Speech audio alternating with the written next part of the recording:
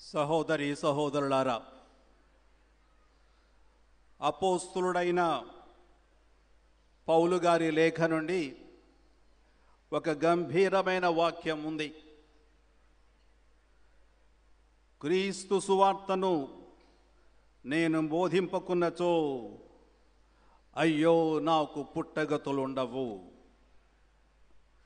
క్రీస్తు సువార్తను నేను బోధింపకున్నచో అయ్యో నాకు పుట్టగతులుండవు అని పౌలు గారు కొరింథీయులకు రాసిన మొదటి లేఖలో 9వ అధ్యాయం 16వ వచనంలో చెప్పారు. ఇక్కడ పౌలు ఒక పరమ సత్యాన్ని చాలా సూక్ష్మంగా చెప్పాడు. ఇంతకు ఈ మాటల భావం ఏమిటి? పౌలు గనుక రక్షణ సందేశం బోధించడం మానుకుంటే అతనికి నాశనం తప్ప వేరొక ప్రయోజనం ఉండదు. తాను రక్షణ సందేశం బోధించడం మానుకుంటే అతనికి నాశనం తప్ప వేరొక ప్రయోజనం ఉండదు. క్రీస్తు సువార్తను బోధించకపోవటం వలన తాను చాలా పాపం మూటగట్టుకుంటున్నాడని కూడా అర్థం. అందువలననే పౌలు క్రీస్తు సువార్తను అనుకూల సమయంలోనూ ప్రతికూల సమయంలోనూ నిష్ఠతో, దీక్షతో, భక్తితో ప్రబోధించాడు. క్రీస్తు సువార్త బోధన ఇంత పట్టుదలతో నిర్వహించాడు గనుకనే ఆఖరికి ఆయన జీవితం క్రీస్తుమయం అయ్యింది. అంతా క్రీస్తుమయం. ఈ జీవిత సత్యాన్ని పునీత పౌలు గారు ఇట్లు వెల్లడించాడు. ఇక్కడ ఇప్పుడు జీవిస్తున్నది నేను కాదు, కానీ క్రీస్తే నా యందు జీవిస్తున్నాడు అని చెప్పాడు. ఈ విధంగా తాను సువార్త పరిచర్య చేశాడు కాబట్టి, క్రీస్తును నమ్మి బోధించాడు కాబట్టి, తన జీవితం అంతా క్రీస్తుమయం అయ్యింది కాబట్టి జీవించేది నేను కాదు, క్రీస్తే నా యందు జీవిస్తున్నాడు అని నొక్కి ఒక్కాణించాడు. గలతీయులకు వ్రాసిన లేఖ 2వ అధ్యాయం 20వ వచనం.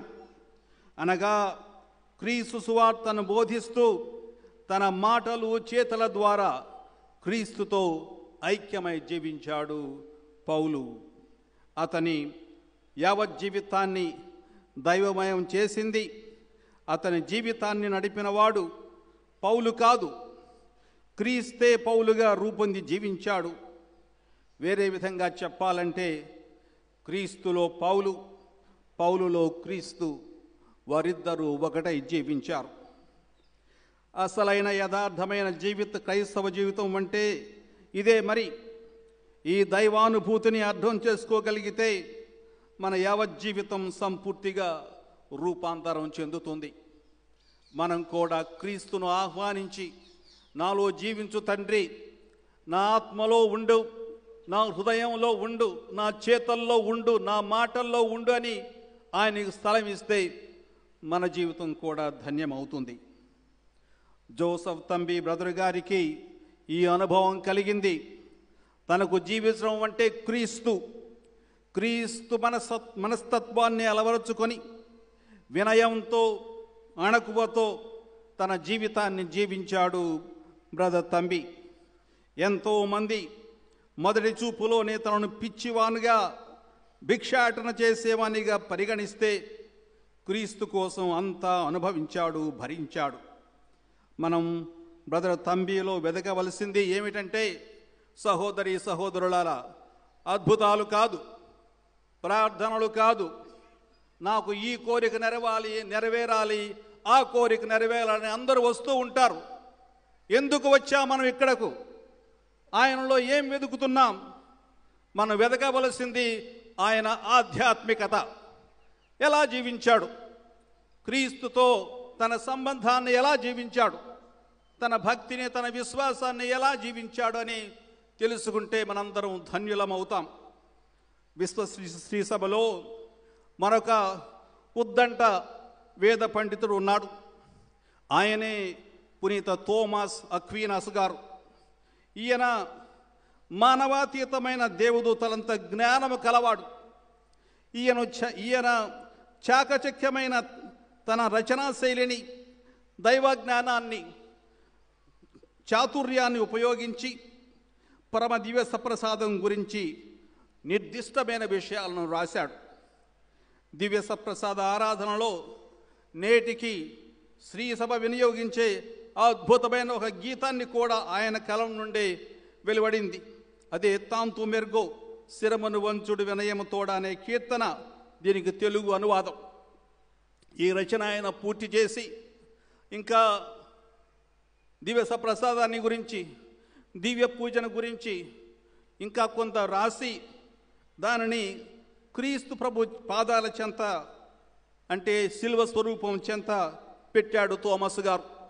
అది నేపుల్స్లో జరిగింది, నాపోలి.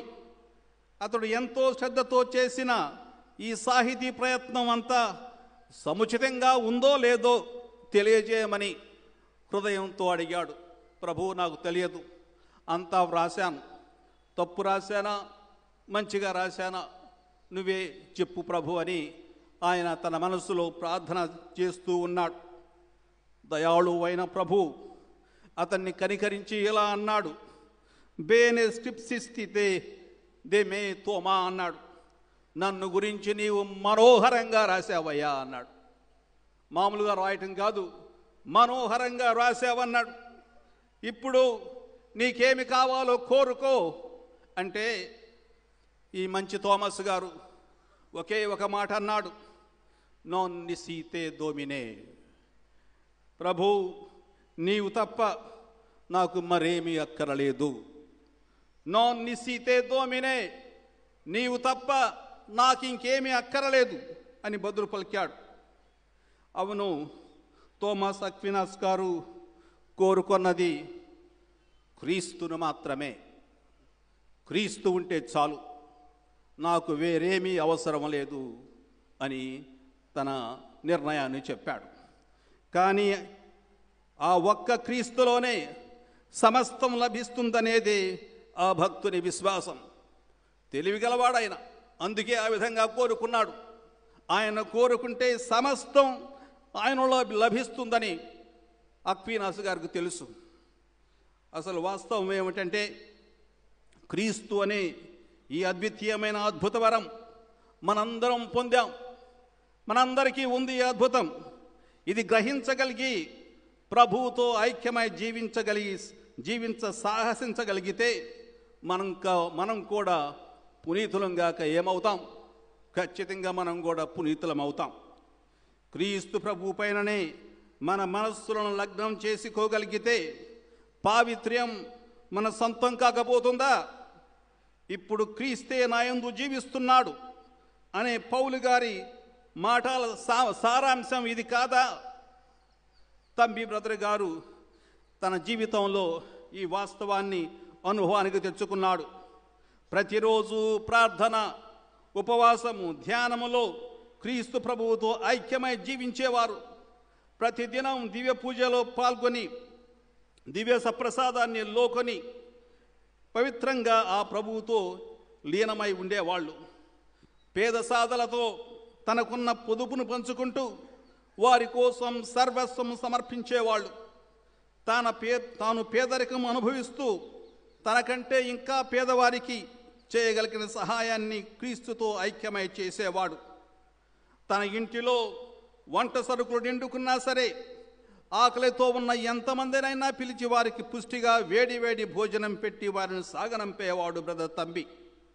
క్రీస్తు ప్రభు 5 రొట్టెలు 2 చేపలతో 5,000 మందికి భోజనం పెట్టిన రీతిలో బ్రదర్ తంబి గారు తన స్థాయిలో, ఆయన ప్రభువు కానీ తన స్థాయిలో వంట చేయకుండా ఆకలితో ఉన్న వారికి వేడి వేడి భోజనం పెట్టి వారి ఆకలి తీర్చేవాడు. క్రీస్తు అతను ఎందు వసించకపోతే ఇటువంటి అద్భుతం ఎన్నడూ ఎవరికి సాధ్యం కాదు. ప్రభువు అతనితో ఉన్నారు, ప్రభువుని ఆత్మ అతనిలో ఉంది, అందుకే ఆయన ఇవన్నీ చేయగలిగాడు. కానీ ఇది అతని గొప్పతనం కాదు, క్రీస్తు అతనికి ఇచ్చిన గొప్ప వరం. సహోదరి సహోదరులారా, మనం ఎలా జీవిస్తున్నాం, మన జీవితాల్ని మనం ఎలా జీవిస్తున్నాం అనే విషయం మీద కొంచెం మనం మననం చేసుకోవాలి. హాన్స్ ఊర్స్ ఫాన్ బల్తాజార్ అనే వేద పండితుడు క్రీస్తులో మనం మన జీవితాన్ని ఎలా జీవించాలనే అంశంపై ఒక చక్కని సూత్రాన్ని మనకిచ్చాడు, ఒక మంచి సూత్రాన్ని మనకు అందించాడు. దాన్ని చాలామంది వ్యక్తులు తమ జీవితాన్ని ఒక ఈగో డ్రామా పక్షిలో, దీన్నే తెలుగులో ఏమంటామంటే అహంకారోన్మాదం అంటాం.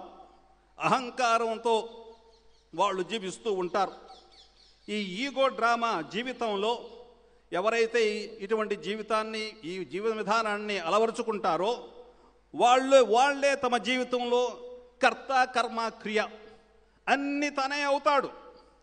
నేనే నా జీవిత నాటకాన్ని వ్రాస్తాను, నేనే ఈ నాటికకు దర్శకత్వం వహిస్తాను, నేనే ఈ నాటకానికి నిర్మాతగా ఉంటాను, నేనే ఈ నాటకంలో ప్రధాన పాత్ర వహిస్తాను.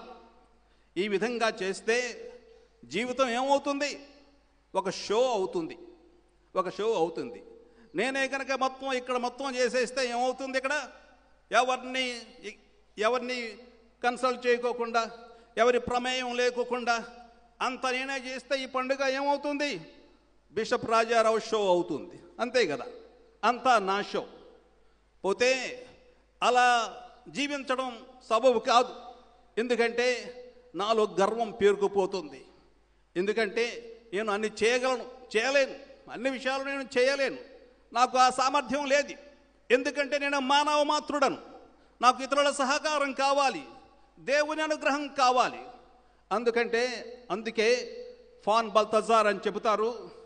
ఇంకొక పక్షి ఉంది, ఇలా ఈగో డ్రామా పక్షిలో వెళితే జీవితం నాశనం అవుతుంది, మీరందరం థియో డ్రామా పక్షిలో వెళ్ళాలి అంటాడు. ఇది దైవిక డ్రామా. జీవితాన్ని ఒక దైవిక డ్రామాగా పరిగణించు. ఆ పక్షిలో చేస్తే ఈ సమస్తం మనిషి ఆధ్వర్యంలో నడవదు. ఈ డ్రామాకు రచయిత, నిర్మాత, దర్శకుడు ఎవరుంటారంటే దేవుడు, భగవంతుడు. ఈ డ్రామాలో మన కేవలం పాత్రధారులం. ఈ దైవిక నాటక రంగంలో రూపకల్పన అంతా భగవంతునిదే. ఈ రంగంలో మన శక్తియుక్తులు, సామర్థ్యాలు అన్నిటినీ దేవుని గుప్పెట్లో పెడతాం. ఆయన వాటిని వినియోగిస్తాడు. ఎందుకంటే ఆయన శక్తి నాలో పనిచేస్తుంది అనే అవగాహన మనకు కలిగి మనం ఆ విధంగా చేస్తాం.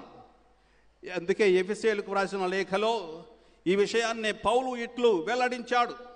మన యందు పనిచేయు శక్తి ద్వారా, సరిగ్గా వినండి, మన యందు పనిచేసే శక్తి ద్వారా మనం కోరిన దానికంటేను, ఊహించిన దానికంటేను ఎన్నో రెట్లు అధికముగా దేవుడు తన కార్యములను మన యందు నెరవేర్చగలడు. ప్రభువే మనలో పనిచేస్తే మనం ఊహించిన దానికంటే మనలో ఎన్నో రెట్లు మంచిగా చేయగలడు. అసలు ఎవరన్నా ఈ ఈగో డ్రామాలో ముందుకు సాగితే ఈ విధానంతో చాలామంది మనం ఇట్లా చేస్తూ ఉంటాం. అంతా నేనే, అంతా నాదే, నేనే ఉండాలి, నేనే గెలవాలి, నేనే ఉండాలి, అన్నీ నావే అనే భావంతో మనం వెళుతూ ఉంటాం. ఇటువంటి ధ్యేయంతో ముందుకు సాగితే, ఇటువంటి పక్కీలో మన జీవితాన్ని సాగిస్తే ఇటువంటి జీవితానికి నాణ్యత కానీ, నైపుణ్యం కానీ, స్థిరత్వం కానీ ఏమీ ఉండవు. అంత అహంతో పెనవేసుకుపోయి నేను నా అనే గ్రహం చుట్టూ తిరుగుతూ ఉంటాం. అప్పుడు నాకు గ్రహణం చుట్టుకుంటుంది. నా అహం గ్రహణమే నా పాపం అవుతుంది. నేను నా జీవితమంతా నేను నాది అనే ధ్యాసలో ఉంటూ నా సొంత ఇష్ట ప్రకారం నా జీవితాన్ని నియంత్రించుకుంటూ ఉంటాను. చివరికి నా జీవితమంతా అహంకారంతోనూ అహోన్మాదంతోనూ పెచ్చిరిల్లిపోతుంది. ఆఖరి క్షణంలో ఇక నాలో మిగిలేది, నీలో మిగిలేది అహం వలన మనం కట్టుకున్న పాపం మాత్రమే. అందుకే ఈ ఈగో డ్రామా తరహా జీవితం వలన మన జీవితం ఒక మనోరంజకత్వాన్ని కోల్పోతుంది, మహోన్నత తత్వాన్ని మంటగలిపి వేస్తుంది. జీవితం అంత నిరాశకు, నిరుత్సాహానికి గురవుతుంది. ఇలాంటి నిరాశను నివారించడానికి పునీత పౌలు గారు ఎఫెసు నగరంలోని క్రైస్తవ సమాజాన్ని ఈ విధంగా హెచ్చరించాడు. జాగ్రత్తగా ఉండండి. ఎలా జీవించాలి మీ జీవితం? మీ జీవితానికి కేంద్రం ఎవరు? నువ్వు కాదు, క్రీస్తు అని చెప్పాడు. ఇప్పటికే మీ యందు దైవశక్తి పనిచేయుచున్నది. కావున మీరు ఈ దైవిక శక్తికి లోబడి జీవించండి. ఈ దైవిక శక్తికి లోబడి జీవించండి. మీ జీవిత ప్రణాళికలు దేవునికి వదిలివేయండి. మీ జీవిత డ్రామాను ప్రభువునే వ్రాయనివ్వండి. మీరు వ్రాయవద్దు. ప్రభు నీవు రాయి, ఏం చేయమంటావో నేను చేస్తాను చెప్పు. తరువాత మీ జీవితం అప్పుడు ఆహ్లాదకరంగా మారుతుంది. మీ జీవిత డ్రామాలో మీరు క్రమక్రమంగా సముచితమైన మీ పాత్ర ఏమిటో మీరు తెలుసుకుంటారు. అది జరిగిన నాడు ఏం జరుగుతుంది మీకు? అది జరిగిన నాడు మీరు అమూల్యమైన ఆణిముత్యమును కనుగొన్నవారు కాగలరు. మత్తయి సువార్తలో 13వ అధ్యాయం 44వ వచనంలో చెప్పినట్లు, అప్పుడు నీవు నీకున్నదంతయు అమ్మి వేస్తావు. ప్రభు ప్రణాళిక ప్రకారం ఇంతవరకు పాతర వేయబడి దాచబడిన నిధిని పొలంతో పాటు నీవు కొంటావు. ఒక గొప్ప ధనాన్ని నీవు సంపాదించుకుంటావు. ఈ ప్రయత్నంలో ఇప్పటి వరకు నీవు వదలలేకుండా స్వార్థంతో నీదని అంటిపెట్టుకు ఉన్న సమస్తాన్ని వదులుకుంటావు.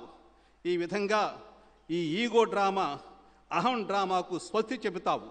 అప్పుడు నీ అహంగ్రహణం నిన్ను వీడిపోతుంది. నీవు క్రీస్తు తేజస్సులో ప్రకాశిస్తావు. కనుకనే పునీత పౌలు భావగర్భితమైన ఈ మాటలు పలికాడు. ఏమన్నాడు ఆయన? ఇప్పుడు జీవిస్తున్నది ఏమాత్రం నేను కాదు, క్రీస్తే నాలో జీవిస్తున్నాడు అన్నారు. సహోదరి సహోదరులారా, ఒక పుణ్యాత్ముని జీవితం ఈరోజు మనం ఒక పండుగగా చేసుకుంటున్నాం. ఇటువంటి వ్యక్తి మన దగ్గరికి రావటం బహుశా మనం ఏనాడో చేసుకున్న పుణ్యం అనుకుంటాం. జోసెఫ్ తంబి బ్రదర్ గారు ఈ సత్యాన్ని పాటించారు. ఇప్పుడు జీవిస్తున్నది ఏమాత్రం నేను కాదు, క్రీస్తే నాలో జీవిస్తున్నాడు అని ఆయన మనకి ఈరోజు ప్రకటిస్తున్నారు. ఈ జీవిత సత్యాన్ని ఆయన పాటించారు. తాను శారీరక స్వభావంతో జీవించలేదు, ఆత్మ స్వభావంతో జీవించాడు. కాబట్టి క్రీస్తే అతని యందు జీవించాడు. కానీ మరి మనం ఏం చేస్తున్నాం? శారీరక స్వభావంతో జీవిస్తున్నామా, లేక ఆత్మ స్వభావంతో జీవిస్తున్నామా? ఇంట్లో ఏం చేస్తున్నాం? ఎలా జీవిస్తున్నాం? శారీరక స్వభావంతో జీవిస్తున్నామా, లేక ఆత్మ స్వభావంతో జీవిస్తున్నారా? వాళ్లతో వీటలతో కొట్లాటలు, పోట్లాటలు, వాళ్ళ మీద వీళ్ళ మీద తగాదాలు, మోసం, దగ, ఇవన్నీ చేస్తున్నామా? అలా చేస్తే మనం శారీరక స్వభావంతో జీవిస్తున్నామనే అర్థం. ఒక్కొక్కసారి ఇక్కడ ఈ కాంపౌండ్లో ఆ రోజుల్లో బ్రదర్ గారు జీవిస్తున్నప్పుడు పెద్దలు నాకు చెప్పారు. ఒకసారి ఒకతను ఏదో మనసులో ఏదో ఆలోచిస్తూ ఉన్నాడు. ఆలోచించుకుంటూ వ్యభిచారం చేయాలని ఆలోచించుకుంటూ ఉన్నాడట. ఒకటి తిరుగుతూ ఉన్నాడు అటు ఇటు, ఏదో పిల్లిలాగా తిరుగుతున్నాడు అటు ఇటు. బ్రదర్ గారు చూశాడు, అతన్ని పిలిచి చెప్పాడు, ఎందుకు ఈ దుష్టవాంఛలతో తిరుగుతున్నావు నువ్వు? నీ మనసులో ఏముంది? ఎందుకు ఇలా చేస్తున్నావు నువ్వు? ఏమైందిరా నీకు? మార్చుకో, జీవితాన్ని మార్చుకో అని గట్టిగా వారించాడు. తప్పు, అది చేయకూడదని చెప్పారు. అటువంటి వ్యక్తులు చాలామంది ఉన్నారు, మనలో అందరూ ఉన్నారు చాలామంది. ఒకసారి మనం కూడా అలా జీవిస్తూ ఉంటాం ప్రతివారు. కాబట్టి నీవు శారీరక స్వభావంతో జీవిస్తున్నావా, లేక ఆత్మ స్వభావంతో జీవిస్తున్నావా? ఇక్కడున్నాడు ఒక ఆయన ఆత్మ స్వభావంతో జీవించాడు. పస్తులున్నాడు, ప్రార్థన చేశాడు, రాత్రులు కొరడాలతో కొట్టుకునేవాడు. ప్రతి శుక్రవారం క్రీస్తు పంచగాయాలు ఇస్తే దానితో ఆయన విలపించేవాడు. చాలా బాధలు అనుభవించేవాడు. క్రీస్తు బాధలు పంచుకున్నాడు. ఆయన ఇతరుల బాధలు కూడా పంచుకున్నాడు. ఎవరి మీద ఆధారపడలేదు. కూలికి వెళ్ళి సంపాదించుకొని తాను సంపాదించుకున్న దానితో తన జీవితం కొనసాగించాడు. ఇటువంటి మహనీయుడు. ఆ మహనీయుడు ఆయన శారీరక స్వభావంతో జీవించకుండా ఆత్మ స్వభావంతో జీవించాడు. సోరెన్ కీర్కెగార్డ్ ఇంకొక తత్వవేత్త ఎలా అన్నాడు? పునీతులను గురించి మాట్లాడుతూ ఉన్నాడు. పునీతుని జీవితం ఒక్క విషయాన్ని గురించే యోచిస్తుంది. పునీతుడు అనేవాడు ఏం చేస్తాడు? అతడు ఒకే ఒక్క విషయాన్ని గురించి తన జీవితంలో ఆలోచిస్తాడు. ఆ ఒకే ఒకరు ఎవరంటే క్రీస్తు. అందుకే నీవు తప్ప నాకెవరు వద్దు ప్రభు. అక్వీనాస్ గారు చెప్పారు, నాన్ నిసీతే దోమినే, నీవు తప్ప నాకెవరు వద్దు ప్రభు, నీవే కావాలి, నీవు ఉంటే నాకు సర్వస్వం లభిస్తుంది అని చెప్పగలగాలి. మేము ప్రభు నీవు ఉంటే చాలు, నాకు ఇంకేమీ వద్దు. ఈ విషయం గురించి మనం పదే పదే మాట్లాడాలి. తంబి బ్రదర్ గారు తన జీవితంలో ప్రభుని సేవించడమే తన మొదటి కర్తవ్యంగా ఎన్నుకున్నారు. నిరాడంబరంగా జీవిస్తూ తన ఆలోచనలను, క్రియలను అన్నింటినీ క్రీస్తు ప్రభావితం చేసేలాగా ఆయన శ్రద్ధ వహించాడు. ప్రభు ఈ పని చేయబోతున్నాను, ఇది నీ చిత్తానుసారం ఉందా లేదా ప్రభు, ఉంటే నాకు తెలియపరచు, అప్పుడే ప్రభావితం గావించు, అప్పుడే నీ పని చేస్తాను.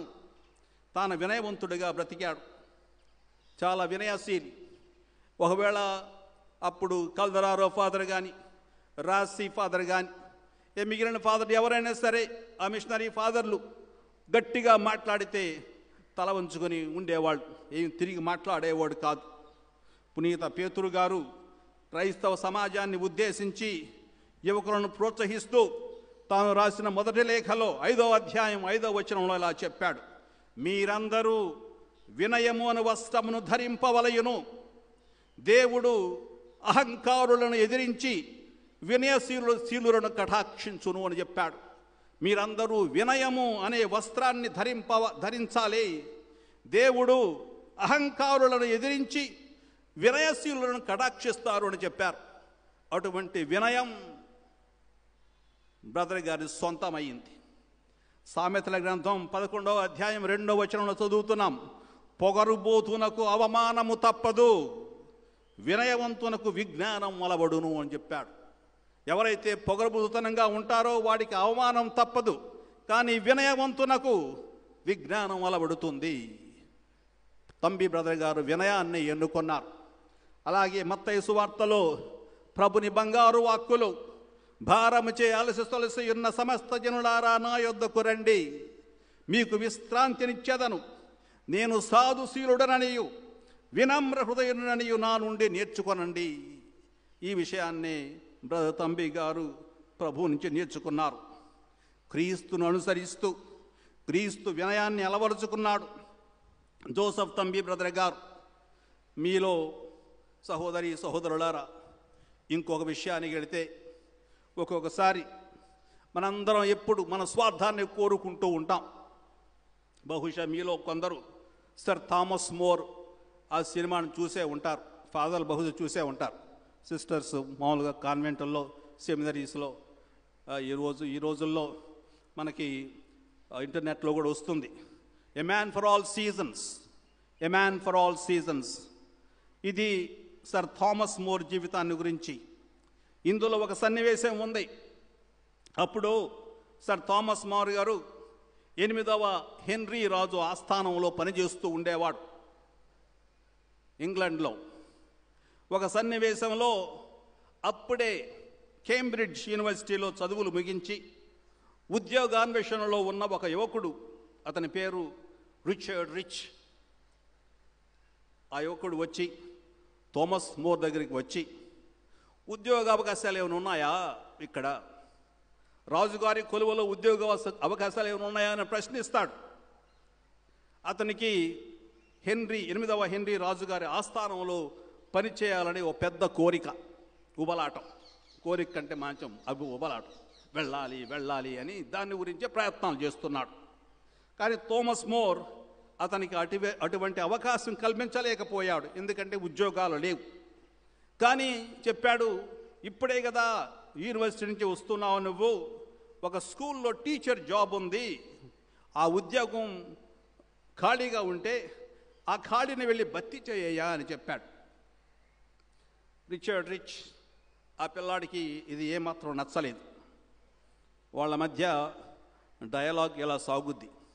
ఏమంటాడు, నీకు ఉద్యోగం చూశాను రిచర్డ్ అన్నాడు థామస్ మోర్. అవునా ప్రభు, ఏ ఉద్యోగం, సెలవియ్యండి అన్నాడు. ఒక ఉపాధ్యాయుని ఉద్యోగం అని చెప్పాడు. కేవలం ఒక ఉపాధ్యాయుని ఉద్యోగమా?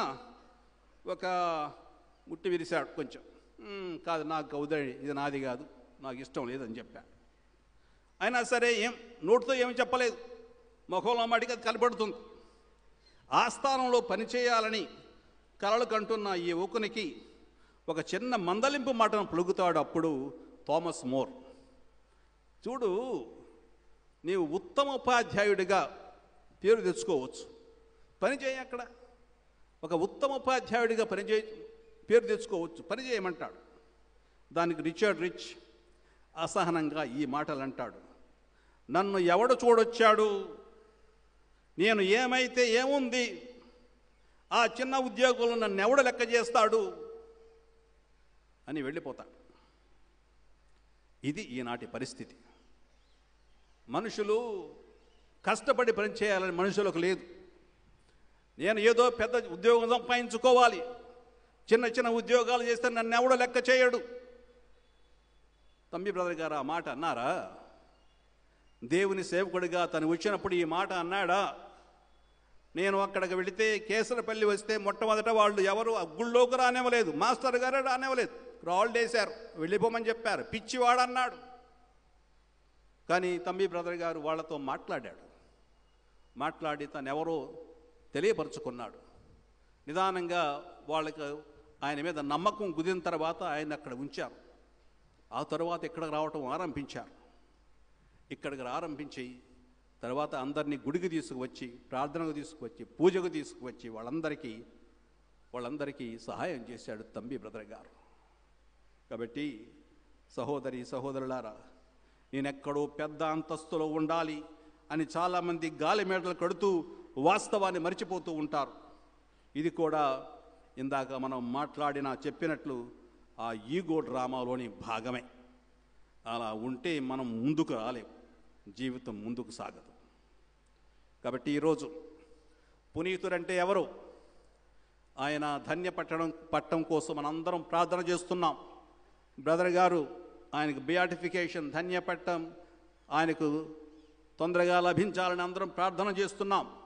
కానీ అసలు ఆ ధన్యుడు పునీతుడంటే ఎవరంటే క్రీస్తును రాజుగా స్వీకరించేవాడు పునీతుడు. ఎవరైతే క్రీస్తును తన రాజుగా స్వీకరిస్తాడో వాడే పునీతుడు. స్వీకరించేవాడు, ప్రకటించేవాడు పునీతుడవుతాడు. 1927వ సంవత్సరం మెక్సికో దేశంలో పెద్ద ఎత్తుగా క్రైస్తవ హింసాకాండ ప్రారంభమైంది. అప్పుడు చాలామంది క్రైస్తవులను చంపివేశారు. అక్కడ ఒక ఫాదర్ గారు ఉన్నారు, ఆయన పేరు Miguel pro, father Miguel pro. ఆయన కోసం వెతికారు, గాలించారు, ఎక్కడా దొరకడం లేదు. ఎందుకంటే ఆయన అందరికీ క్రీస్తును బోధించడం ప్రారంభించాడు. అనేక చోట్ల ప్రభుత్వం వద్దంటే వారిస్తున్న కొద్దీ ఆయన వెళ్ళి మరీ పని చేశాడు.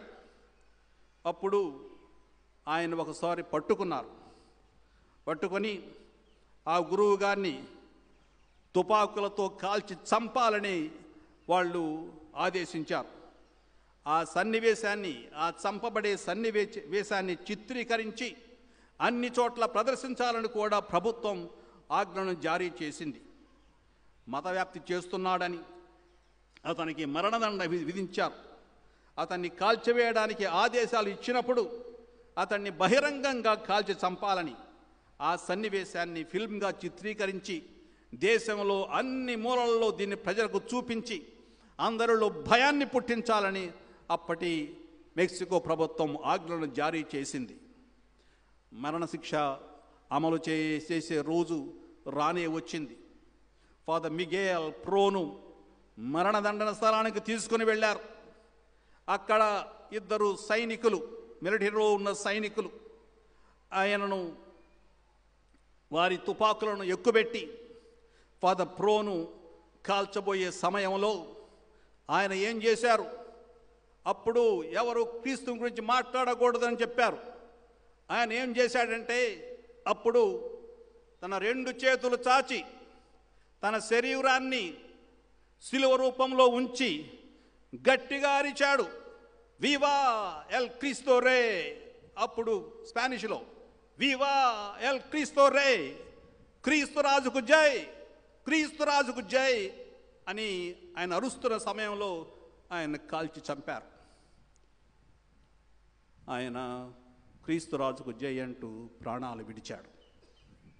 సహోదరి సహోదరులారా, అలా ఎంతోమంది, మిగేల్ ప్రో, ఎంతోమంది గురువులు, బిషప్పులు, కన్యాస్త్రీలు, సాధారణ క్రైస్తవులు ఎంతోమంది తమ జీవితాలని ప్రభువుకు సమర్పించారు.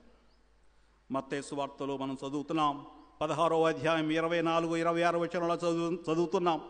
నన్ను అనుసరింపగోరువాడు తనను తాను పరిత్యజించుకొని తన సిలువను ఎత్తుకొని నన్ను అనుసరింపవలెను. తన ప్రాణమును కొన చూచువాడు దానిని పోగొట్టుకొనును. నా నిమిత్తమై తన ప్రాణమును ధారపోయేవాడు దానిని దక్కించుకొనును అని చెప్పాడు.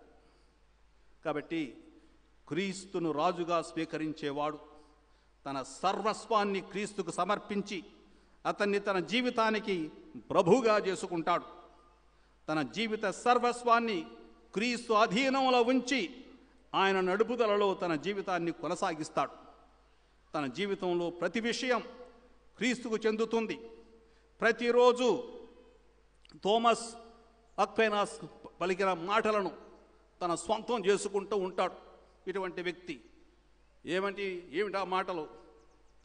నీవు తప్ప నాకింక ఎవరు వద్దు ప్రభు, నీవు తప్ప నాకు ఇంకెవరు వద్దు, నాన్ని సీతే దోమినే. ఈ సత్యాన్నే తంబి బ్రదర్ గారు పాటించారు, ఈరోజు మనందరికీ నేర్పుతారు. ప్రభు, నీవు తప్ప మాకు ఇంకెవరు వద్దు జీవితంలో అనే సత్యాన్ని కూడా మీ మనసులో ఉంచుకొని ఇంటికి వెళదాం. God bless you.